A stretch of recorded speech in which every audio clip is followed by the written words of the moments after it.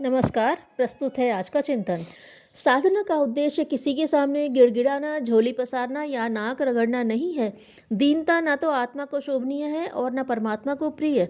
परमात्मा न खुशामद का भूखा है और न उसे प्रशंसा की आवश्यकता है। उसकी महानता अपने आप में अपनी प्रशंसा है। मनुष्यों की वाणी न उसमें कुछ वृद्धि कर सकती है और न कमी।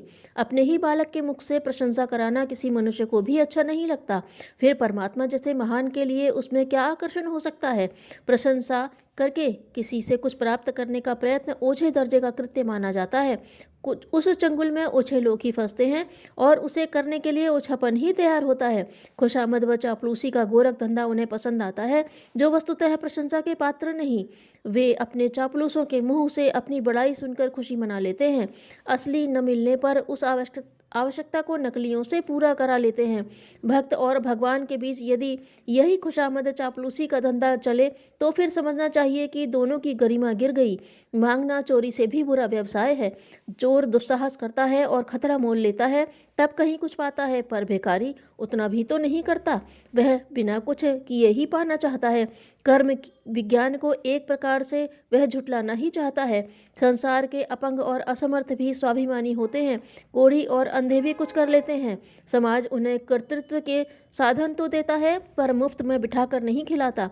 इसमें देने वाले की उदारता भले ही हो, पर लेने वाले को ऋण के भार से दबना पड़ता है और दीन बनकर स्वाभिमान का हनन करना पड़ता है।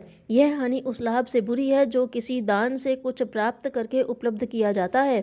उपासना से पाप नष्ट होने का वास्तविक अर्थ यह है कि ऐसा व्यक्ति जीवन साधना के प्रथम चरण का परिपालन करते हुए दुर्भावनाओं दुष्प्रवृत्तियों के दुष्परिणाम समझेगा और उनसे सतर्कता पूर्वक विरत हो जाएगा। उपासना से पाप नष्ट होने का अर्थ है पाप कर्म करने की प्रवृत्ति का नाश, पर उल्टा अर्थ दिया गया पाप कर्मों के प्रतिफल का नाश। कदाचित ऐसी उलटवासी सही होती तो फिर इस संसार में पाप को ही पुण्य और कर्तव्य माना जाने लगता। फिर कोई भी पाप से न डरता। राजदंड से बचने की हजार तरकीबें हैं, उन्हें अपनाकर अनाचारी लोग सहज ही निर्द्वंद निश्चिंत रह सकते हैं। दैवदंड ही एकमात्र बंधन था, सो इन धर्म ध्वजियों ने उड़ा दिया।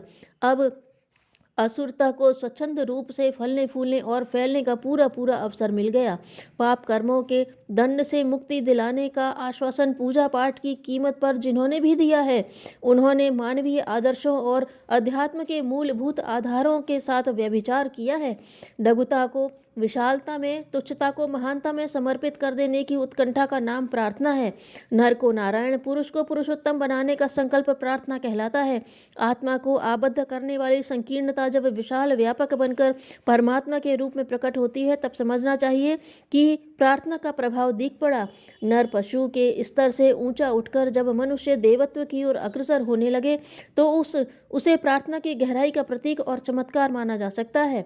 आत्मसमर्पण को प्रार्थना का आवश्यक अंग माना गया है। एक शराबी ने नशे में धुत होकर किसी के हाथों अपना मकान सस्ते लाभ में बेच डाला।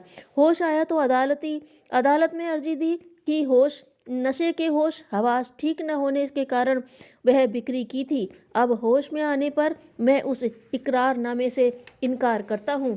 पूजा प्रार्थना के समय लोग न जाने क्या क्या स्तुति प्रार्थना करते हैं। मैं तेरी शरण में आया हूँ, तेरा ही हूँ, तेरे चरणों में पड़ा हुआ हूँ, मेरा तो तू ही है, तेरे सिवा मेरा और कौन है, आदि आदि। वे इन शब्दों का अर्थ भी नहीं समझते और न फलितार्थ। जो शब्द कहे जा रहे हैं यदि वे समझ बूझकर होश हवास में कहे गए होते तो जरूर उस स्थिति के अनुरूप जीवन क्रम ढालने और विचारों तथा कार्यों में उनका समावेश करने का प्रयत्न किया गया होता। पूजा स्थल से निकलते ही जब प्रार्थना कथन को कार्यान्वित होने की आवश्यकता अनुभव होती है, तब सब कुछ बहुत कठिन प्रतीत होता है। होश में आए हुए शराबी की तरह तब उस कथनी को करनी में परिणत कर सकने की हिम्मत न होने से यही कहना पड़ता है कि उस इकरारनामे से इनकार करता हूँ जो पूजा के समय सब कुछ भगवान को समर्पण करने वाली शब्दावली में कहा गया था। प्रार्थना में यही कामना जुड़ी रहनी चाहिए कि परमात्मा हमें इस लायक बनाए कि उसके सच्चे भक्त, अनुयायी और पुत्र कहला सकने का गौरव प्राप्त करें। परमेश्वर हमें वह शक्ति प्रदान करे जिसके आधार पर भय और प्रलोभन से मुक्त होकर विवेक सम्मत कर्तव्य पथ पर साहसपूर्वक चल सके और इस मार्ग में जो भी अवरोध आए उनकी उपेक्षा करने में अटल रह सके। कर्मों के फल अनिवार्य हैं। अपने प्रारब्ध भोग जब उपस्थित हों तो उन्हें धैर्यपूर्वक सह सकने और प्रगति के लिए परम पुरुषार्थ करते हुए कभी निराश न होने वाली मनःस्थिति बनाए रह सके। भगवान हमारे मन को ऐसा निर्मल बना दें कि कुकर्म की ओर प्रवृत्ति ही उत्पन्न न हो, और हो भी तो उसे चरितार्थ होने का अवसर मिल पाए। मनुष्य जीवन की सफलता के लिए गतिशील रहने की पैरों में शक्ति बनी रहे, ऐसी उच्च स्तरीय प्रार्थना को ही सच्ची प्रार्थना के रूप में स्वीकार किया जा सकता है, जिसमें धन, संतान, स्वास्थ्य, सफलता आदि की याचना की गई हो, जिसमें अपने पुरुषार्थ कर्तव्य के अभिवर्धन का स्मरण न हो। ऐसी प्रार्थना को याचना मात्र कहा जाएगा। ऐसी याचनाओं का सफल होना प्रायः संदिग्ध ही रहता है।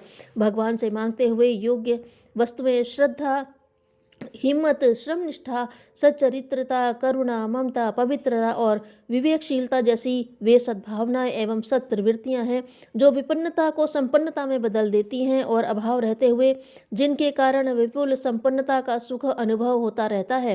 प्रगति और सफलता का सारा आधार सद्गुणों पर अवलंबित है।